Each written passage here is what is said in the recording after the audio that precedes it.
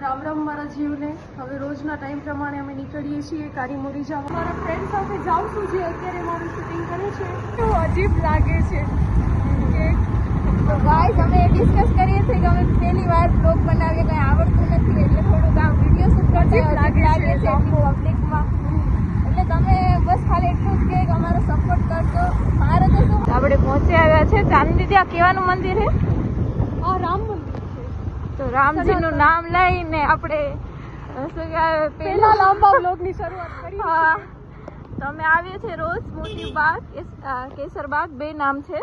કેસરબાગની પાછળ કારીમોરી તળાવ છે. હા, કેસર. માછલી બહુ બધી છે. માછલીને ફીડ કરાવવાનું, ડોગ્સને આપવાનું, કીડિયારું પૂરવાનું, હો દરેક કાર્ય માટે આવીએ.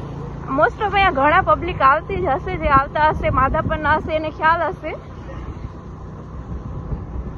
તો ફાઇનલી અમે પહોંચી ગયા. અમારી સેના આવવાની ચાલુ થઈ જશે. હો, હમણાં જોજો કેટલા તોફાની આયરી સેના અમારી. કેટલો પ્રેમ છે કૂતરાઓ પ્રત્યે કે એનું નામે એકબીજાનું બધાનું રાખેલું છે. ઓમની બધી સેના ભેગી થઈ ગઈ. પેલા કૂતરાને આપી દઈ. ફોર આઈ જલ્દી અહીંયા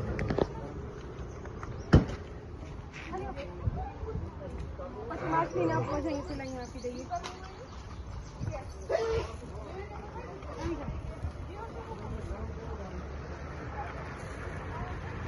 હજી તો ઘણા બધા હે, અમુક ગાયબ છે, અમુક ને ધીરે ધીરે ખબર પડશે. જો સામેથી આમ ધોડીને આવે છે અમુક એમ બધાને ધીરે ધીરે ખબર પડશે એટલે આવશે. હો, એટલે હમણાં ધીરે ધીરે બધી મંડી ભેગી થશે. તમે જોડાયેલા રહેજો, સ્કીપ ના કરજો, કેમ કે અમે આ બધું કાર્યનું પાછળ એક રીઝન છે એ તમને પછી કહેશું. પેલા બ્લોગમાં જ બધું નથી કેવું, પછી રિવીલ કરશું. માછલી નથી ઉપાડતા હોતા, પણ આપણે બિસ્કિટ કે નાખીને પોચા થઈ જાય ને એટલે બિસ્કિટ ખાઈ લે. બિસ્કિટ ખાય અને પાણી પીએ છે. દીદી આનું નામ ફ્લફી રાખ્યું. આ સાચે નાનું હતું, બહુ રૂછડા વાળું હતું, મસ્ત મજાનું ફ્લફી હતું રૂછડા વાળું. એટલે પાને કઈક તાવ આવ્યો એ પછી ઘણું પતલું થઈ ગયું. બાકી આ બહુ જ મસ્ત ક્યુટ હતું. હજી જો કે છે જેનું ફેસ. અરે તને નથી કીધી હું આમને કમ છું, તને જલન થાય છે. તમે જોઈ શકો છો આમનો પ્રેમ, આનો પ્રેમ બધાનો, કેમ કે એ અમને બહુ સારી રીતે ઓળખે છે. અમે અહીંયા રોજ આવીએ ને એટલે જ્યાં સુધી અમે અહીંયા હોય ને ત્યાં સુધી આગળ પાછળ આટા જ મારતા હોય. એટલે આમ ક્યારેક મજા આવે કે આ કે મતલબ આ કૂતરાઓનો પ્રેમ એમ નિસ્વાર્થ હોય છે.